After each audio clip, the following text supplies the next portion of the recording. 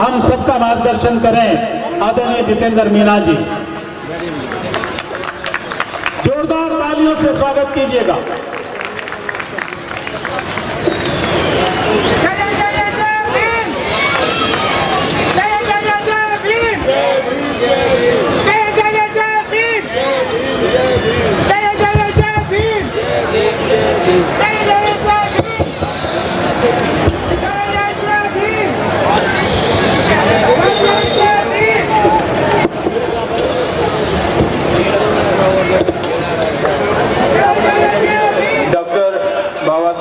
अम्बेडकर जन्मोत्सव समिति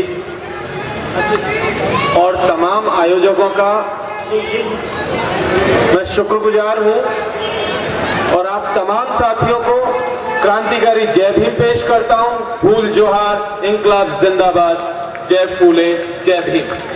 मीणा जी, हेलो मीणा जी, पहले अपना बैग बता दीजिए, थोड़ा सा छोटा बैग पीछे से।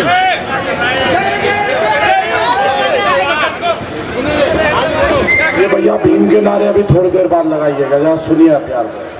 इनको बहुत दूर से आए हुए हैं, हमारे अतिथिगण कृपया शांति बनाए रखें और ये नारे प्लीज बाद में लगा लीजिएगा। थोड़ा धैर्यपूर्वक सुनिएगा, बहुत सुंदर बातें, बहुत काम की बातें आपको सुनने को मिलेंगी। साथियों, मेरा नाम जितेंद्र मीणा है। मैं राजस्थान के सवाई माधोपुर डिस्ट्रिक्ट का रहने वाला हूं। एक आदिवासी इलाके से आता हूं। दिल्ली विश्वविद्यालय में इतिहास पढ़ाता हूं और आज आप सबके बीच में बाबा साहब भीमराव अंबेडकर के जयंती के मौके पर इस गाजियाबाद की पावन भूमि पर आया हुआ हूं। आप तमाम साथियों का मैं शुक्रगुजार हूं। साथियों, जब हम लोग यहां आए थे तब यहां पर महात्मा फूले जी के ऊपर एक नाटक का मंचन चल रहा था और उस नाटक का जो मंचन चल रहा था उसका जो दृश्य हम लोग देखे थे, जैसे एंट्री किए थे, जो दृश्य चल रहा था उसमें महात्मा फूले साहब और राष्ट्रमाता सावित्रीबाई बच्चों को पढ़ाने के लिए जो स्कूल उन्होंने खोला था और उस स्कूल को खोलते वक्त जो उनके सामने चुनौतियां थी, उस चुनौतियों का दृश्य यहां पर दिखाया जा रहा था। मुझे याद है जब हम अपने स्कूल के दिनों में थे तो हमें किसी ने बाबा साहब के बारे में कभी नहीं बताया था। किसी ने हमें महात्मा फूले के बारे में नहीं बताया और न ही किसी ने हमें हमारे आदिवासी नायकों के बारे में बताया। पहली दफा जब जयपुर में अपने ग्रेजुएशन के दिनों में पहुंचे तब हमें बाबा साहब से रूबरू होने का मौका मिला। अपने मास्टर्स के दिनों में महात्मा बुद्ध से रूबरू होने का मौका मिला और जब उनको हमने जाना, उनको पढ़ा और समझा तो ये जान पाए कि उन्हीं की बदौलत है कि मैं यहां पर खड़ा हुआ हूं और आप सबसे बात कर रहा हूं। तो मैं यहां से कहना चाहता हूं कि बाबा, तुम थे तो हम हैं, तुम थे तभी हम यहां पर बोल रहे हैं, अन्यथा हमारे कानों में तो पिघला हुआ शीशा डाल दिया करते थे लोग। हम तो वो लोग हैं जिन्हें सिंधु घाटी सभ्यता का वंशज कहा जाता था और हमें जंगल में धकेल दिया गया। हम तो वो लोग हैं जिनके पुरखों के कमर में जो है झाड़ू बांध दिया गया, गले में मटका डाल दिया गया। आज वो दिल्ली विश्वविद्यालय से लेकर के इस देश के तमाम प्रतिष्ठित संस्थानों में पढ़ रहे हैं और पढ़ा रहे हैं और एक से बढ़कर एक आगे बढ़ने की कोशिश कर रहे, काम कर रहे हैं। हमें रोकने के लिए क्या क्या नहीं किया गया।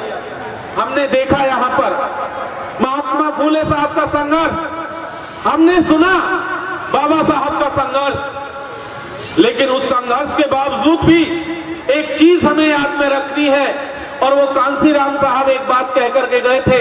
उन्होंने कहा था कि जो इतिहास का रुख बदलने की ताकत रखते हैं वो इन छोटी मोटी चुनौतियों से नहीं घबराते हैं। तो ये जो चुनौतियां हमारे सामने खड़ी की है आज के दिनों में और जो चुनौतियां उस दौर में खड़ी की गई थी, याद कीजिए उन चुनौतियों के बावजूद बाबा साहब कैलिफोर्निया पहुंचे थे उन सब के बावजूद बाबा साहब लंदन स्कूल ऑफ इकोनॉमिक्स पहुंचे थे और उनके साथ साथ एक और शख्स था जो उन्हीं के समकालीन था, जिसका नाम जयपाल मुंडा था। उन्हीं के साथ साथ वो उसी दौर में ऑक्सफोर्ड यूनिवर्सिटी के भीतर वहीं से वो ग्रेजुएशन कर रहे थे, वहीं से वो मास्टर्स कर रहे थे और बाबा साहब के साथ साथ इकोनॉमिक्स डिपार्टमेंट और पॉलिटिकल साइंस पढ़ रहे थे। जब हम लोगों को यहां पर किसी तरीके की आजादी नहीं थी, उस दौर में हमें याद रखने की जरूरत है कि बाबा साहब प्रॉब्लम ऑफ रुपये की समस्या के ऊपर अपनी पीएचडी लिख रहे थे। हमें यह भी याद रखने की जरूरत है, जब इस देश में कोई हॉकी के बारे में जानता नहीं था, उस दौर में जयपाल मुंडा इस देश की पहली हॉकी ओलंपिक की जो टीम 1928 में एम्स्टर्डम में गई थी हॉकी ओलंपिक खेलने के लिए, उसकी कप्तानी कर रहे थे और इस देश को, इस गुलाम देश को पहला गोल्ड मेडल उन्होंने दिलवाया था।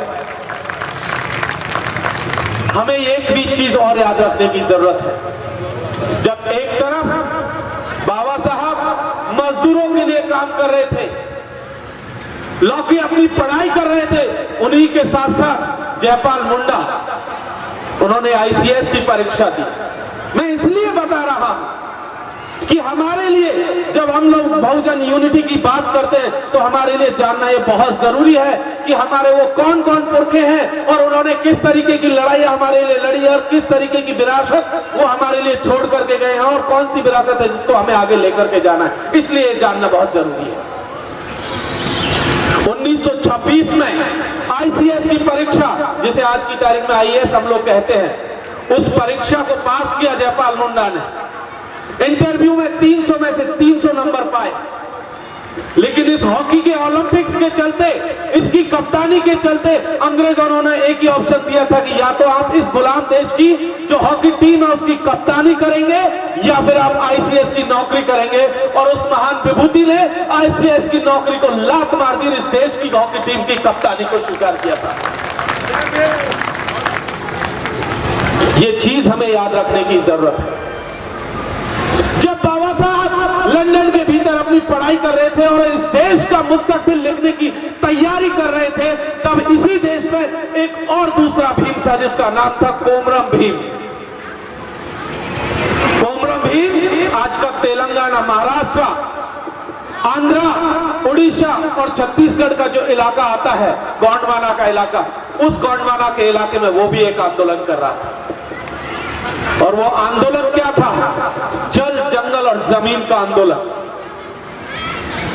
जिस तरीके से जंगलों को छीना गया, जमीनों को छीना गया और दर बदर की ठोकरें खाने को मजबूर किया था अंग्रेजों ने, उन्हीं आदिवासियों को कोमरम भीम ने एकजुट किया और एकजुट कर करके जल, जंगल और जमीन को बचाने की लड़ाई का आगाज किया था। उल गुलान का विरासत को आगे बढ़ाने का काम किया था, जिसे बिरसा मुंडा ने शुरू किया था। इसे हमें याद रखने की जरूरत है। और इन तमाम चुनौतियों के बावजूद हमने देखा कि जब बाबा साहब भीमराव अंबेडकर संविधान सभा में पहुंचते हैं, जयपाल मुंडा उनके साथ संविधान सभा में होते हैं और दोनों मिलकर के जिस तरीके का संविधान लिखा वो आप सबके सामने, आप लोग जानते हैं कि किस तरीके की उन्होंने संविधान को, किस तरीके का आईन, इस देश का मुस्तकबिल उन्होंने आपके सामने पेश किया। जातियों में बटे हुए समाज को उन्होंने एकजुट करने का काम किया। इस असमानता पर आधारित समाज को उन्होंने समानता पर आधारित इक्वालिटी के बेस पर बनाने की उन्होंने कोशिश की। उन्होंने कहा था कि ये अन्याय पर आधारित जो समाज है उसमें उन्होंने सामाजिक, आर्थिक और राजनीतिक न्याय को सुनिश्चित करने की कोशिश की थी। आज कुछ लोग, कल हमने देखा हमारे प्रधानमंत्री जी के नाम से एक बड़ा सा अखबारों में पोस्टर छपा था जिसमें वो बाबा साहब भीमराव अंबेडकर की मूर्ति के सामने सर झुकाए हुए खड़े हुए थे और वो नीचे लिखते हैं अपने उसमें कि बाबा साहब वंचितों के नेता थे। क्या बाबा साहब सिर्फ वंचितों के नेता थे? मैं मानता हूं बाबा साहब वंचितों के नेता बिल्कुल भी नहीं थे। बाबा साहब इस देश के नेता थे, इस देश के मजलूमों के नेता थे। क्या उन्होंने जो कानून बनाया वो सिर्फ दलितों के लिए था? नहीं, उन्होंने इस देश के तमाम लोगों को वोटिंग का राइट दिया, वोट देने का अधिकार दिया। वो क्या सिर्फ दलितों के लिए था? नहीं, वो इस देश के तमाम लोगों के लिए था। महिलाओं के हक और हुकूक की बात की, क्या सिर्फ वो दलित महिलाओं की बात कर रहे थे? नहीं, उस देश की तमाम महिलाओं के हक और हुकूक की बात उन्होंने की। इस देश में तमाम लोगों को अवसर की समानता देने का काम बाबा साहब ने किया था। और उन्होंने कहा था कि सिर्फ ये जो समानता हम लोग दे रहे हैं ये कागजी ना रह जाए, इसीलिए उन्होंने जिम्मेदारी आने वाली पीढ़ियों के ऊपर दी थी। और उस जिम्मेदारी को आज जब हम लोग यहाँ खड़े हुए हैं तो बाबा साहब भीमराव अंबेडकर की जो जन्मोत्सव समिति है वो उसी विरासत को, उसी मिशन को आगे बढ़ाने का काम कर रही है। इसीलिए आप सबका शुक्रिया अदा करता हूं। लेकिन साथियों, एक चीज और जिसे ध्यान में रखने की जरूरत है, बाबा साहब जिस विरासत को हमें दे करके गए, जयपाल मुंडा जिस विरासत को हमें दे करके गए, महात्मा फुले ने जिस विरासत को हमें दिया था और जिसमें उन्होंने कहा था एजुकेट, एजिटेट और ऑर्गेनाइज की जो बात कही थी उसमें एजुकेशन को सबसे प्राइमरी रखा था। लेकिन आज हो क्या रहा है? इस देश का जो निजाम है वो हमारे हाथ से कलम को छीन रहा है, हमारे हाथ से कॉपियों को छीन रहा है, हमारी किताबों को छीन रहा है, हमारे विश्वविद्यालय और स्कूलों को छीन करके हमारे बच्चों के हाथ में तलवारें पकड़ाने का काम कर रहा है। और वो कह रहा है कि जाओ बेटा, हिंदू धर्म खतरे में है, चढ़ जाओ मस्जिद पर। ये जो पूरी की पूरी साजिश है, इस साजिश को समझने की जरूरत है। क्या बाबा साहब किसी मंदिर की लड़ाई लड़ने गए थे? नहीं, बाबा साहब की पूरी लड़ाई को जब हम लोग देखेंगे तो इस देश को बनाने की लड़ाई है। और इसीलिए उन्होंने शिक्षा पर सबसे ज्यादा जोर दिया था और कहा था शिक्षा शेरनी का दूध है, जो पिएगा सो दहाड़ेगा। वो लोग जो नागपुर में बैठे हैं, जो फासिस्टों के एजेंडे को आगे बढ़ाने का कोशिश कर रहे हैं, जो नाजियों के एजेंडे को आगे बढ़ाने की कोशिश कर रहे हैं, वो संघ और आरएसएस के लोग, वो इस बात को पहचानते हैं कि अगर ये लोग स्कूल जाने लगे, अगर ये लोग विश्वविद्यालय में पहुंचने लगे तो कहीं ऐसा ना हो जाए कि उनके एजेंडे के ऊपर सवाल खड़ा करना शुरू कर दें, ये लोग उनके बराबर बैठना शुरू कर दे। और इसीलिए वो आपके बच्चों के हाथों से किताबों को छीनने की कोशिश कर रहे हैं। और वो क्या समझा रहे हैं? वो कह रहे हैं कि आप तो हिंदू हो, जाओ जो है अल्पसंख्यकों के ऊपर, मुसलमानों के ऊपर, कभी किसी और के ऊपर हथियार लेकर के चढ़ जाओ, उनकी मस्जिदों पर चढ़ जाओ। हमें इस चीज से समझने की जरूरत है, हमें अपने बच्चों को दंगाई होने से बचाने की जरूरत है, हमें वापस स्कूल में ले जाने की जरूरत है अपने बच्चों को, अपने बच्चों के हाथ में किताबों को देने की और कॉपियों को, कलम को देने की जरूरत है। आखिर हम कैसे हिंदू थे जिनका वेद पढ़ने का हमें हक नहीं था, जिनके वेद बैग पढ़ जाए तो हमारे कानों में शीशे डाल दिया जाता था, जिनके मंदिरों की मूर्तियां को दर्शन करने से हमें रोक दिया गया, जिनको अगर हम किसी को छू लें तो अपवित्र हो जाए, हमारी छाया भी उनको बर्दाश्त नहीं। और वो आज हमें दूसरे समाज के खिलाफ जाकर के कहते हैं कि जाओ आप हिंदू हो। हम इनकार करते हैं इस बात से और हम कहते हैं कि नहीं, हम हिंदू नहीं हैं, हम बाबा साहब अंबेडकर के वारिस हैं, हम ज्योतिबा फूले के वारिस हैं, हम जयपाल मुंडा के वारिस हैं और हम उन्हीं के बताए हुए रास्ते पर आगे बढ़ने की कोशिश करेंगे। अभी तो आपने कुछ चंद कदम चलना ही शुरू किया था कि देखिए किस तरीके से जातिवादियों ने आपके ऊपर हमले करने शुरू किए। हमारे पुरखों ने एक बात कही थी कि जैसे जैसे आप असल्ट करना शुरू करेंगे, एकजुट होना शुरू करेंगे, तभी होगा ये कि आपके ऊपर हमले होने शुरू हो जाएंगे। जैसे जैसे हमले होंगे आपको फिजिकल असल्ट किया जाएगा, हो सकता है आपकी हत्या हो जाए, हो सकता है आपको जेल में भेज दिया जाए। लेकिन ये चीज भी याद रखने की जरूरत है कि आने वाली पीढ़ियां इन संघर्षों की बदौलत इस देश पर राज करने की बात करेंगी। अभी हम लोगों ने देखा, आपको याद होगा राजस्थान के पाली में हमारे एक नौजवान के साथ क्या हुआ, जितेंद्र मेघवाल की घटना आपको याद है, मेरा ही नाम राशि, एक बहुत हास-फूस नौजवान, गोरा चिट्टा लंबा पूरा, शानदार मूंछ है, लेकिन जातिवादियों ने, सामंतियों ने सिर्फ उसे मूछे रखने के नाम पर मार दिया। इससे ज्यादा कुछ दुखद हो सकता है? ये आज की हकीकत है, 2022 की हकीकत है। उसी के कुछ दिनों बाद उसी राजस्थान में हमने देखा कि एक आईपीएस ऑफिसर जो कि दलित समाज से आता था, आईपीएस ऑफिसर, उसे जब अपनी बारात घोड़ी पर निकालनी थी तो उसे भी अपनी प्रोटेक्शन के लिए जो है अब पुलिस फोर्स का इंतजाम करना पड़ा था। जब हम लोगों को मूछें रखनी होती है, जब हम लोगों को घोड़ी पर चढ़ना होता है, तब वो कहते हैं कि आप हिंदू नहीं हो, आप दलित हो। लेकिन जब किसी और के खिलाफ दंगा करवाना होता है तो तुरंत आकर के कहते हैं कि नहीं, आप हिंदू हो। ऐसे हिंदू होने से हम इनकार करते हैं।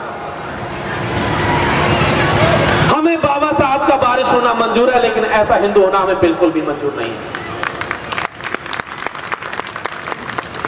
और देखिए क्या स्थिति है इस देश में। लगभग 86% दलित ऐसे हैं जो या तो लैंडलेस हैं या 0 से 2 एकड़ के बीच में भूमि है। हम तो इस देश के निवासी हैं ना, इसी देश की पैदाइश है ना, हम तो विदेशों से नहीं आए। जैसे आर्यंस आए या उनके बाद में जो लोग आए, फिर कौन लोग हैं जिन्होंने हमारी जमीनें छीनी? दूसरी तरफ देखिए, लगभग 70% जो जेलों में जो कैदी हैं वो दलित और पिछड़े समाज के लोग हैं, आदिवासी और मुसलमान समाज के लोग हैं। हमें जमीन से बेदखल करके जेलों में भर दिया गया। वर्षों तक, दशकों तक जो है सुनवाई नहीं होती। पिछले 1 दशक का अगर आइडिया ले लें तो लगभग 4.25 लाख से ज्यादा एट्रोसिटीज इस देश की सरकारी रिपोर्ट की बात कर रहे हैं, इस देश के दलितों के ऊपर हो रही है। हर साल 40 से 45 हजार केस दलितों के ऊपर असल्ट के, फिजिकल असल्ट के और रेप की घटनाएं तो अलग कर दिया जाए तो वो तो एकदम मामला अलग है। हर दिन इस देश में 3 दलित महिलाओं के साथ रेप की घटना हो रही है। जब हमारे साथ ये होता है तब उनको याद नहीं आता कि ये भी हिंदू है, लेकिन जब किसी और समाज के खिलाफ ये सब करना होता है तो तुरंत उनको याद आता है। तो इन तमाम चीजों को याद रखने की जरूरत है साथियों। मैं अपनी बात को खत्म करते हुए सिर्फ आखिरी में एक बात कहूंगा आपसे कि साथियों, जब हम लोग यहां गाजियाबाद में बैठे हैं और बाबा साहब भीमराव अम्बेडकर के जन्मदिन को सेलिब्रेट कर रहे हैं, तो एक चीज याद रखने की जरूरत है। जब हम लोग बहुजन समाज बनाने जा रहे हैं, बहुजन समाज के बीच में एकता स्थापित करने की कोशिश कर रहे हैं, तो हमारे जो साथी यहां पर नहीं हैं, चाहे वो आदिवासी तबके के हों, चाहे पिछड़े तबके के हों, उन्हें भी यहां पर लाने की जरूरत है। और जब तक हम लोग उनको यहां पर नहीं लाएंगे, तब तक हम लोग बाबा साहब भीमराव अम्बेडकर, महात्मा ज्योतिबा फुले और जयपाल मुंडा के सपनों का भारत नहीं बनाएंगे। हमारे लिए बहुत जरूरी है कि वो लोग भी बाबा साहब का जन्मदिन इसी तरीके से सेलिब्रेट करें जैसे कि आप कर रहे हैं, और तभी जाकर के इस मिशन को हम आगे लेकर के जाएंगे। बहुत बहुत शुक्रिया। इंकलाब जिंदाबाद। जय भीम, जोहार, जय मंडल, जय फूले। बहुत बहुत